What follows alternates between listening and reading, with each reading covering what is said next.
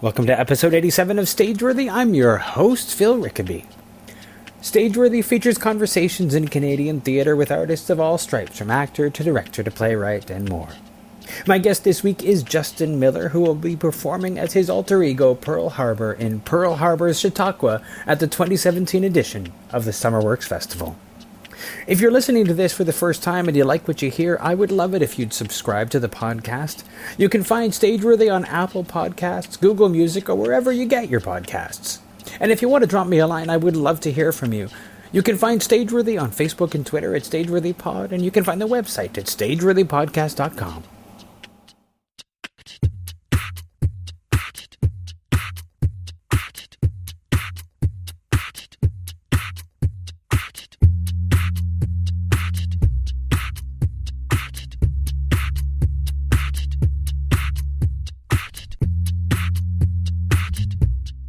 And does that tent cover the audience as well, or just the stage? Yeah.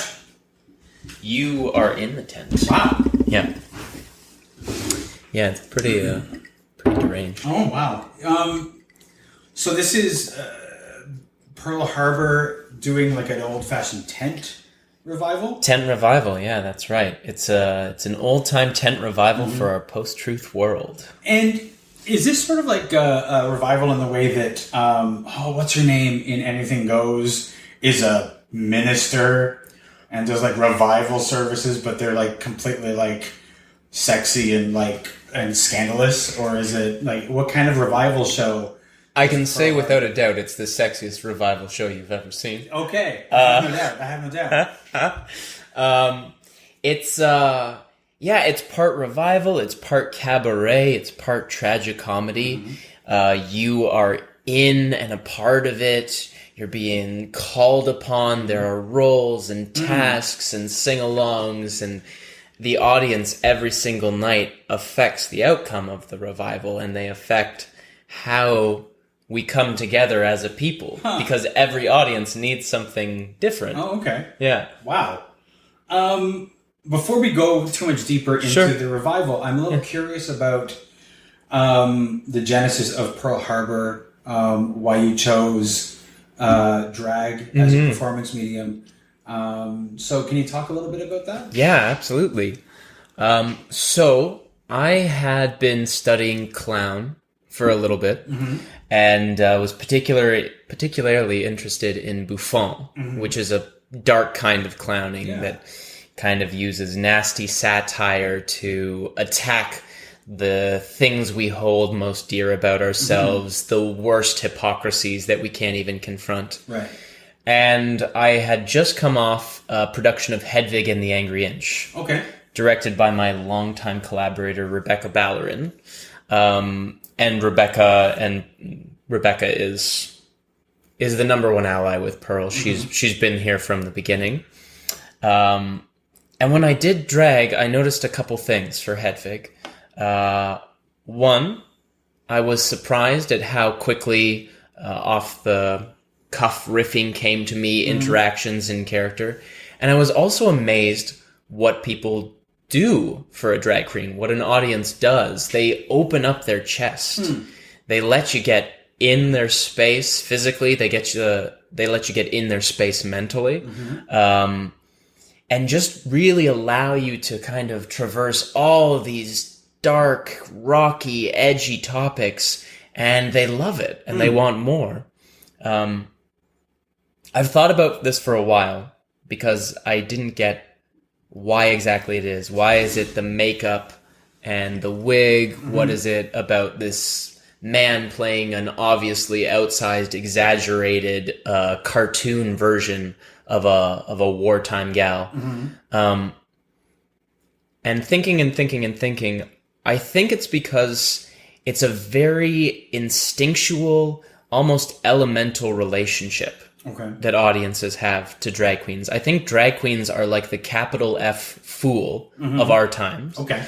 So in the way that the jester of the court could mock the king to his face, could say what everybody is thinking and manage to get away with it, that kind of mythical, almost shamanistic little space that they occupy that lets them wander down twisty paths that we don't dare to. people immediately understand that relationship with a drag queen, and they let you get in, and they let you go deep, and they let you pull them along. Right. Yeah. Any idea why that is? Like, what is it that makes people commit to the drag queen in a way that they don't for a clown or for another type of character? I think they would for clowns too, for good clowns, and good queens. It's all kind of the same messy, incestuous family. But there is something about delight in taboo and egging them on, egging the queen on, and giving the queen permission, giving them authority, and as a queen, taking that authority. Right. Yeah. You mentioned doing Hedwig before you created the character of Pearle Harbour, and was there what drew you to Hedwig? Was it just did the role come along? Did you ever question why you might want to perform that role, or did it just seem like a natural fit? The role sort of came along. I knew about the play. I loved the movie. But I didn't really ever imagine myself doing it. So I kind of took a flyer on it. I kind of took a lark, and it ended up being perhaps the most important role I've ever played. Okay. There are some characters I find that you just slip into, and there is such a thin barrier between the character and yourself. I just understood Hedwig right away. I understood her struggle. I understood her loneliness, her desire, the attempts at beauty, and the successful beauty that she manages to achieve when she accepts herself. It was a kind of revelatory, transformative role for me to undertake. And I'm sure that my own attitudes for drag really were formed in that time. And I'm so grateful to have a gift like John Cameron Mitchell's Hedwig as my introduction into this pool of drag. It was a beautiful experience. It really was. Was that your model for drag? Was that did you know much about drag before you performed Hedwig, or did you? So my fiance, then boyfriend, now fiance, was trying to get me into Drag Race at the time. Okay. And I wasn't very patient. Can I ask what was it that made your fiance think that you should go on Drag Race? Had you been performing drag, or he just thought it would be fun? No, he was trying to get me to watch the show itself. Oh, okay. Yeah. Not to be on as a contestant. No. Just to be okay. If I went on Drag Race, I think I would crash and burn spectacularly. I'm way too much in my head. I'd be wondering all the time how I'd be editing. I would either get the kind of edit where they put a sad trombone, or a villain edit. Okay. Totally. Okay. Totally. Okay.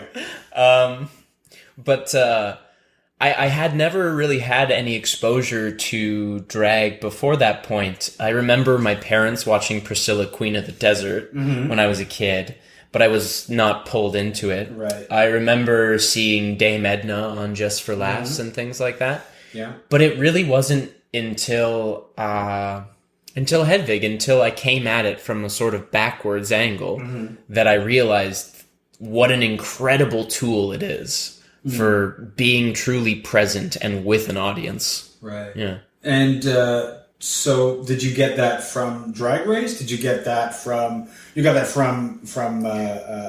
Hedwig? From Hedwig, yeah. When I started developing Pearle, when she started rolling around in my mind, it was a lot of Hedwig in my head, because that form of drag, it sort of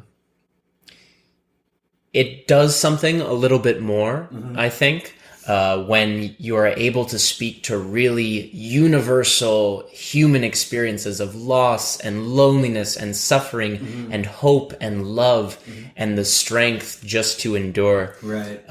That's where the Buffon influence really came in, and it met the aesthetic presentation of drag in Hedwig. I was thinking a lot about Dame Edna. At the time, I was thinking about a character that I could plop down in different scenarios, who would always be a constant. Right. She wouldn't go away after one show, but she could conquer and challenge and speak out about a number of different things. And that's kind of how she's been going on since, and it'll be 3 years. Her birthday is actually just coming up in a couple weeks. Wow. Yeah. Wow. So you'll be performing this show. Yeah. For her birthday. On her birthday, yeah. That's cool. Which, incidentally, was August 6th, the day the drum bopped. The drum bopped. Man, for an event of this gravity, I probably shouldn't have misspoke there. The day the bomb dropped on Hiroshima, August 6th, ended up being her birthday. The first time she got in front of an audience. Okay. Yeah. Now, were you always a performer? Did you have... Like you mentioned studying Buffon. How did you come at Buffon from a theater, from a clown? When did you start wanting to perform? So I was a really goofy kind of kid. Sorry, I'll turn that off. Just a little alarm. Hopefully not something alarming. I was a really goofy kind of little kid. And loved to do voices. I grew up with The Simpsons, so that informs most of my personality. I studied theater in university, at University Toronto, and it was there that I first was exposed to clown and Buffon. What happened was I saw a presentation by this brilliant Canadian playwright named Katrien Hines. She did a Buffon solo series with her character Pochsy. Right. It was sort of like Greek tragedy done by Betty Boop. She's acidic and hilarious and mocks our consumption while being so victim to it. And when I saw her perform, it was another like earth-shattering, changing moment where I was like, what is that? I have to do that. This is what my purpose should be. So that kind of blew out all the dreams about Stratford, which up until that point were like, well, isn't that the most noble thing a Canadian actor can do? It's not. It's really not. Unless they invite Pearle there, in which case it absolutely is.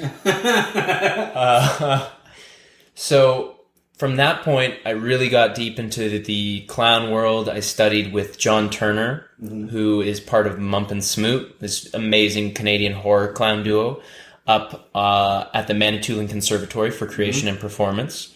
It was called the Clown Farm when I went there. They decided to go with a more dignified name. Well, they got charitable status, so you can't be the Clown Farm. You can't be the Clown Farm when you have charitable status. I think you need a web URL that's somehow a little more legitimate. You have to have that. But it's the Clown Farm, I think, to me for the end of time, and probably for most of us. I think probably people who are still going there probably call it the Clown Farm. Oh, absolutely. Absolutely. And he just waters us and grows our little demented clown minds out there. So I'm super fortunate because I had amazing influences and amazing instructors like John Turner, and I later ended up studying and becoming fast friends with Katrien Hines, and everything kind of came together in this way that if you were making a made-for-TV movie about it, you'd be like, wow, that's amazing. Everything's just turning up the exact right way for this kid. Was it difficult for you to come to terms with making the transition? I mean, if you grow up and you're thinking about a career in Canadian theater, Stratford is the thing that you imagine that you will do because it's, steady work. I was a high schooler from Guelph. It was basically the only exposure that I had to. Of course, yeah. There was fucking nothing else. Yeah. So when you had to decide and come to terms with the fact that was not the path you were likely to take, and that clown was something else, was it difficult for you to leave Stratford behind in your mind, or did you just sort of like close the door on it? Oh, not at all. Not at all. Like, let's be honest. It's not like they're knocking at my door right now to begin with. So it's not like I've made a noble, difficult choice here. Of course. But here's the thing. That was my idea of what an actor is. And I really wanted to be the thing more than I wanted to do the thing. I wanted to be an actor more than I wanted to act, I think. The type of performance that clown gets you into that is so immediately, viscerally present with an audience, like my eyes into yours. We hear a sound, a cell phone goes off. We both heard it, so you have to incorporate it into the story. Anything that risks taking the story away from the storyteller has to become a part of the story. Right. So that kind of on the edge vulnerability that's demanded, there's nothing else like it in my head. And it's what I love doing most of all. Did you ever get a chance to see Mump and Smoot? Really? I have, yeah. I saw them at Magnetic North when they were in Kitchener-Waterloo. Yeah, I know they don't perform too much out east. Any artistic directors listening should book them, and anybody who happens to catch them out west, go, because they are fucking gods. They are clown gods. When they were performing in Toronto, and they were like perennials at the Fringe festivals around here for ages, I never got the chance to see them. I only heard about them. Shame on you, Phil. I know. Shame upon you. I always figured that I would always have the chance. Right. Okay, so I don't see them this year. Don't worry, you'll be able to see them. And then all of a sudden, they stopped performing as frequently. When you first saw them, what did you like? What was it about what they did that you wanted to incorporate into your own work? I think it was the sense of surprise. You don't know what's coming, but everything is possible. They can go in any direction. And John describes this really beautifully. The state of clown neutral, for a clown. It's like a ball on the top of a hill. And the slightest breeze can send that ball rolling in any direction. You have 360 degrees of possibility around you at all times. That's where you start from. Right. Let alone when you get angry or when you get full of joy or rage or jealousy. And that level of possibility and vulnerability, the way you care so deeply about them. And Mump and Smoot speak gibberish. They don't even use English. No. They don't need it to pull you by the heart down these dark rabbit holes. So when you started to develop Pearle Harbour, what was your first thought about this character? Did you know that she was going to be costume? Okay. Outfit first. Okay. It was an outside-in sort of approach, I suppose. Pearle Harbour came to mind. Somebody said, "What would be your drag name?" I said, "Pearle Harbour," because there's a grand tradition of puns being drag names. You've got Sharon Needles, Head of Lettuce, all those classic campy names. Right. And as soon as I said Pearle Harbour, I just had the image right away, and that was what I call classic Pearl, her stewardess outfit. She's kind of like sexed up Andrew's sisters, by way of Bouvier Beale, Little Edie kind of. Everything's all very right here, It's perhaps a little huskier than she would like, so she, much like my grandmother Shirley, just keeps trying to muscle her intonation just a little higher in the throat, So you refer to classic Pearl. What other iterations are there of Pearl? Basically, when I write a new show, I get an excuse to buy a new costume. Okay, that's perfect. So that's sort of how I play it. I've got a couple looks upstairs. I think one for every day of the week at this point. And for the revival show, I've got this. It's first time pearls in pants. Okay. Which means I can squat down low and leap across benches, and it's great. I don't have to worry about exposing myself in the same way. Yeah. So the revival show, in terms of like putting this thing together, how did you decide that you wanted to take this drag queen character into an old fashioned revival? Right. I had just done a show called Pearle Harbour Sunday School. And it was kind of kind of a parody on how we relate to each other on the internet, the kind of judgments coming down from on high, the regressive, progressive kind of infighting and punching down. It was all fine enough. But what happened was I was struck by another source of inspiration, and struck really hard. Like when I saw Karen Hines, like when I saw John Turner in Mump and Smoot.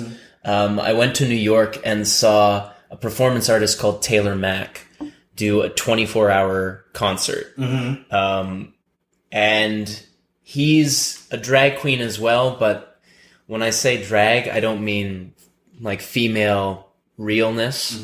I mean the most outlandish, spectacular, gaudy, garish, over-the-top, impossibly absurd, surrealist art piece costumes that are done with dollar store materials and are actively decaying as you're watching him. And Taylor Mack's relationship with his audience is so completely raw, and with anybody else, you would watch and you would go, my God, like what a vulnerable performance. But underneath that openness is such strength as a performer. It's not vulnerability, but it is complete exposure. And I was just in awe of how he got an audience to do everything he needed, everything he wanted, and more all the time. And I was always very careful up until that point, up until seeing Taylor. Oh, and I should say as well, it's very hard for me to work it into conversation, but Taylor Mack's proper pronoun is actually Judy. Okay. So I know I just said him a lot, but Judy is kind of beyond gender. And Taylor says that he chose the pronoun Judy because nobody can roll their eyes at it without looking camp theirself. You can't go, oh, Judy, without looking like a Judy yourself. So this gives you a sense of Judy's mind. Judy can tell you come here, start doing this. You come here, start doing that. People are there right away. My experience up until that point had been asking a lot of permission from an audience, being very delicate, making sure I provide them with an out, just in case they don't feel up to it. And there was something about his openness, his willingness, Judy's willingness to fail, Judy's openness, Judy's strength that had the audience trust Judy moment one to the very end after 24 hours. And I knew that's what I wanted to do. I wanted to create an experience that put you on the same level as Pearle, that everything was in the moment, literal, the actual time is passing. There's as little theatrical pretense as I can muster. So the lights, the experience, it's all very analog. It's controlled within the tent. There's not really a lot of sound effects other than the great accompaniment by my friend Stephen Conway, who plays live music. Brother Gantry, we call him. It's a very literal experience. It is literally a revival. You are literally a revival audience. And you are literally being brought through this journey by this deranged 6'5" drag queen who's very enthusiastic and probably just wants the best for you, probably. I have to say that now that you've described the staging to me, and we've seen the tent come down in your time lapse, if somebody had said, okay, so we're going to do this show at this festival, and we're going to put up a tent in the theater, I would probably tell them you can't do that at a fringy festival. You can't do that at a Summerworks. Thank you, Summerworks. Thank you, Laura Nanny, for trusting us that we'd be able to do it. And thank you to Giuseppe Condello, to Mirabella Sundar Singh, to Rebecca Ballerin, to Mika Champagne. That's his actual name, but I keep telling him it would be a great drag name. It would. They tear the tent down in record time, and it is a big-ass tent. It's probably about 150 pounds of canvas, 20 by 25 feet, pine benches and all. Did you have to convince yourself that it was possible, or did you just say, yes, we'll do it? Oh, I just said, yes, we'll do it. Okay. Oh, absolutely. Personally probably would have thought about it for like a couple of weeks. Well, that's where we differ as people, isn't it, Phil? I was quite worried about it this past month. We also had a run. The show was developed with Why Not Theatre's The Riser Project at the Theatre Center. So we had an 8-show run in April where we were working out, testing the concept, seeing if people will come along. And glory hallelujah, they do. Yeah. And boy, do they ever. Nice. So we had familiarity with the tent and the process of getting it up and getting it down. For SummerWorks, it was a matter about doing it at record speed. Yeah. Which I can confidently say, like, I challenge anybody to beat this record. It is down in 15 minutes flat. I don't know. I've seen, like, at fringe festivals and things like that, I've seen some elaborate stuff, but never, like, a tent like that. I've seen silks and people hanging from whatever, but I think they just string those back up when they're done. Yeah. You have to put them back up again. Yeah. Every night. So that's pretty incredible just to do that and with benches to go with it. And it sounds like so much work, and it is a lot of work that I personally don't have to do. But it is so worth it because when you're in the tent and the flaps are closed, it's such a transporting experience. It's really amazing how within a couple minutes of this revival of our Chautauqua, how you're completely elsewhere. Like, the theater really does disappear around you. It's just a soft incandescent lighting. It's the people on the benches next to you. There's a little bit of warmth and energy buzzing in the space. Yeah, you can't get that experience if you don't go through the work, if you don't have the actual tent. Yeah. So now you've embodied Pearle Harbour for 7. Will this be the 8th performance? Will this be? You said one for each day of the week. Is it? So Chautauqua, Pearle Harbour Chautauqua is the 6th full length play, and then there have been an endless amount of little cabaret performances, concert series. She was leading an opera, an immersive version of Die Fledermaus with this amazing young opera company in the city called Opera 5. They wrote out a character and let me write myself in. So yeah, Johann Strauss, as he truly intended. Of course. His work to be enjoyed. Yeah. So this is 3 years in. This is 6 plays in. This is the first show that I really haven't dropped like a hot potato. Okay. Because the other ones have been all very of the moment. They were about the mayoral election when it was Chow and Ford. Right. They were about, there was a Christmas show. You know, there were things that were tied very immediately to what was going on. And Chautauqua is a little more timeless. Right. Chautauqua is very urgent. It's about the world that we find ourselves in that's falling apart. It's about these very ideologically divided communities.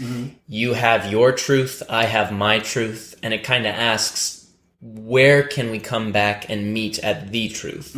You know, how can people connect again beyond ideology, beyond just being with the folk that you already agree with, beyond preaching to the choir? I know that's basically what I'm doing because theater-going audiences tend to be of a certain theater-going audience type. Although I will say that if you're able to get people to participate, that is a rare thing in theater because audience participation is the kind of thing that if you say there's audience participation before a show, a lot of people are like, oh, I'm not going to that. Oh, yeah, absolutely. And Chautauqua is a goddamn miracle because the audience participation is actually fun. So it's not just the regular kind. People get so into the experience, and I think it is this experience of being in the tent, of being a little lost to the world around you, of having to kind of connect and look at the people next to you. And believe me, like, Pearle Harbour will not tolerate hesitation. Like, you're better to say yes if she locks eyes on you. But she will always take care of you. You will never be unsafe, which is not the same as uncomfortable. No, that's true. Yeah. Now, as somebody who has embodied a character for 3 years, do you ever find that Pearle Harbour invades your life in ways that you didn't expect? Yeah, absolutely. Certainly it has invaded my bank account. Like I've always been a vintage queen, but buying women's clothes is a recent thing for me. Occasionally I'll pull a face, and I'll get clocked on like that's a Pearle, or Pearle will be asked to leave the room, sometimes with how I'm responding or dealing with things. You know, she's the best and the very worst of me, so she tends to come out in moments of passion. Right. Is that, I mean, that can be, I'm sure, trying in a relationship and possibly among friends. Have they aside from asking Pearle to leave the room, have they learned just to deal with it, or do they just? I try to keep a pretty big distinction, I'd say, but everybody loves Pearle. I feel like Pearle, really, for all her abrasiveness, is probably more tolerable than Justin, who's got all the self-doubt problems and the blasé millennial, like, sads and all that. But Pearle can do anything. And I have an amazing fiancé who's so supportive, who helps put my lashes on, because after 3 years I'm still really bad at that. Who's tolerated the fact that our office, in scare quotes, has become Pearle's storage room / dressing room / wig hidey hole. So I just have the best people in my life, and they love what Pearle brings into the world, and they love that experience. Yeah. As somebody who is portraying somebody who has more confidence than you do. Yeah. How does that feel? Do you ever rely on Pearle to get you through something in a way that you maybe wouldn't have if you didn't have her? It's a great question. I'm sure that she does muscle through and push me through some tougher things, some bigger confrontations. She also lets me indulge in, as John Turner said, she's just a mask, right? The makeup is a mask. The clown nose is a mask. Masks are intensely useful things. They're not bad things. They let us survive. Yeah. Because otherwise you'd bump into a friend on the street and they'd say, "How are you?" And you go, "I'm not doing so well right now." Of course, yeah. Different masks let you do different things, and Pearle lets me overcome and lets me challenge and lets me confront the biggest problems that I have with myself. Ultimately, when I'm attacking like an audience for being hypocritical about progressive views but being closed and not welcoming, if I'm attacking overconsumption or a greediness or, naked ambition, selfishness, I have all of those things in spade. Pearle has all of those things even more so. Right. We can only, I think, really attack what we are able to understand and see in ourselves. I'd like to be done with it. I'd like to be rid of those nasty things, but that's, again, the 360 experience of being a human. That's what Buffon is all about, and drag is all about. It's about embracing the fact that we have amazing capacity for the tender and the terrible. Yeah. And at certain points, you got to choose. Now, when you were doing workshopping this, you had audiences in to find out if they would go with it. How far did they go? Were they hallelujahing and praise the Lording? Oh, you betcha. Yeah? You betcha they were. Let me hear you say, "You betcha." I'm talking literally. Wait, actually, I didn't say it as Pearle. Let me hear you say, "You betcha, Phil." You betcha. Oh, Philip, come on. Let's try it a little harder than that. A little more. You betcha. You betcha. See, there we go. So it's almost immediate that people jump in? Yeah, it is. And that's because immediately the show is with the audience and acknowledging those distinct individual people that are there every night. there's not the pretense of talking at the audience. When she asks a question, it's never hypothetical. It's always a literal question, and there's always a response back. The director of this piece, Byron Laviolette, amazing director who engineers experience for audiences. You probably know him best as the director of all the Morrow and Jasp shows. Yes, who are another brilliant set of Canadian clowns. Byron was great because he would always have test audiences come in to work the material, to see how it was landing, where we needed a little more massaging, where you need a little more sugar, where you need a little more sauciness, where you need a little more steel. Now you were saying that I mean, it goes where the audience builds the show. So you obviously have to be really flexible, but you have a starting point. Yeah, absolutely. Have a script so you can drop it.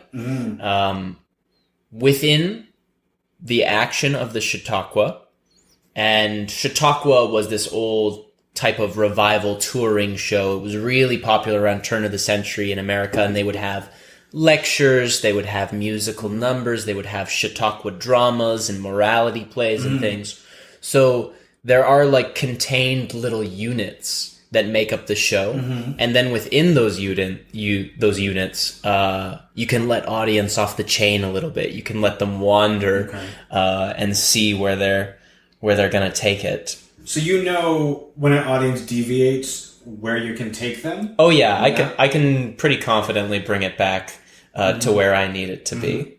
Like Cool. Ultimately, Pearle Harbour's name is in the show, and she won't be afraid to remind you of that if you get a little vision of your stardom while in the tent. And does it always end in the same way, or does it end in a completely different way every time? It ends. The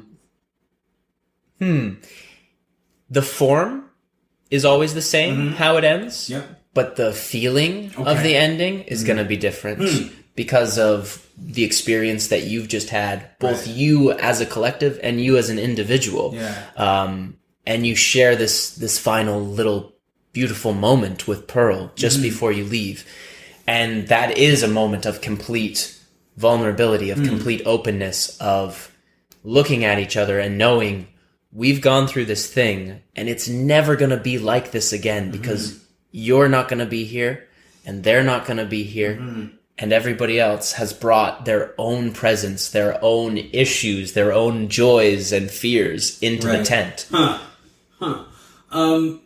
Now, when you've performed Pearle in the past, have you always performed in this way, or has it been more scripted? It's been more scripted and stiffer. Seeing Taylor Mack and how open he was, that was the kind of impetus to try to create a show that struck the same chord in audiences that it did while I was watching Judy. So the more that I have leaned into that impulse, the better the show has become. The more that I have paid every single second attention to an audience, the more fun it's been for everybody. And I think that after 3 years and workshopping her through a number of different shows and events, this feels like I've kind of figured out what she's meant for. Okay. It feels complete in a way. It feels like she's found her purpose. Now, is Justin, who's been performing Pearle Harbour, you often with a more scripted production, how does it feel to be less scripted and to be faced with a different way of performing Pearle? Terrifying as fuck sometimes. I do have my tightly scripted lyrical moments. But it is freeing, you know. I'm not somebody who necessarily rolls with failure easily, but Pearle can somersault and splat on her face, and she'll still get 10 out of 10, and she'll still get adored by the audience because you just pick yourself up and wipe your bloody nose and then maybe wipe it on somebody's sleeve or something. Acknowledge what actually happened, that you failed so much. And that's more exciting for people. Like, people people know when things aren't going to plan. People know when it's real. It's in this moment. It's because of that thing that person said. It's generally more fun to see things go awry than it is to see them go to plan. Yeah. It's interesting because I performed a show last year, my first solo show, and my director at one point was like, okay, so you realize that like when you're doing this, you have, like, you're not talking at the audience. You have to talk to audience members. You have to talk to them when you're doing this. And I hadn't considered that. And it was really, there were personal things in the piece. It wasn't a personal, like, it was very personal. And the idea of talking to people had terrified me at first. In the first performance, I had to look. Well, people are monsters. They really are. You never know. You never know with people. Yeah. Yeah, it is scary, isn't it, sometimes? I remember... Because they'll know when you're lying to them. That's right. They'll know. Yeah. Yeah, and that is terror. That was a terrifying thing. Also, like, I had never performed it before, so I didn't know how they were going to react to it. I didn't want to see, like, revulsion, disgust, disappointment on their faces. But fortunately, I didn't. But the idea of connecting with an audience is very freeing, I found.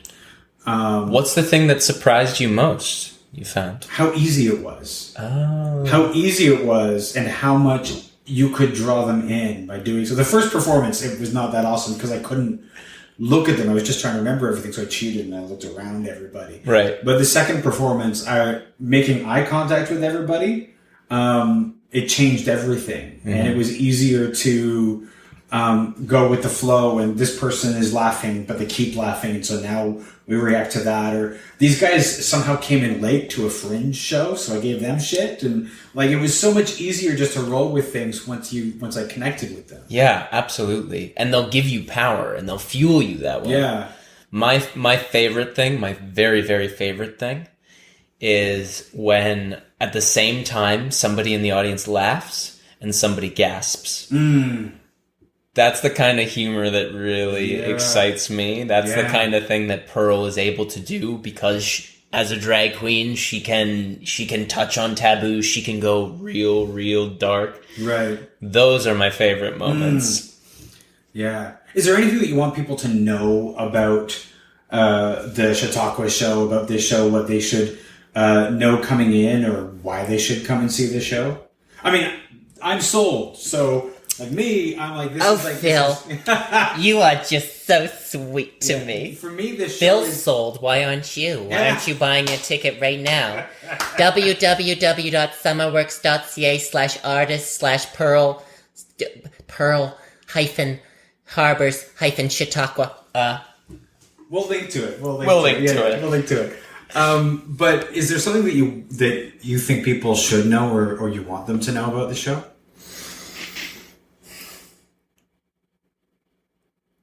Yeah, I think come down and just be ready to surprise yourself. Every single time I have performed this piece, I've not been let down. It's been an amazing, beautiful experience seeing how complete strangers, separated from the people they came in with, can come together, can rally around each other, the sympathy they'll feel, how they'll cheer each other on, and how they'll fall apart sometimes, too. I've always been so moved and so appreciative of how people give themselves over to Pearle. It's such a gift. It's such a gift for an audience to give that much of themselves to you. Yeah. And I goddamn try to earn it every single time, and I promise that. Yeah, this is the kind of work that I think needs to be done right now, because it's doing what a lot of theater says it'll do. It is connecting people. Right. It's very active. You know, you can't sit back in the tent, and you probably won't want to. At least I hope you won't want to. Yeah. Awesome. Well, thank you so much. It's been a lot of fun. Thank you so much.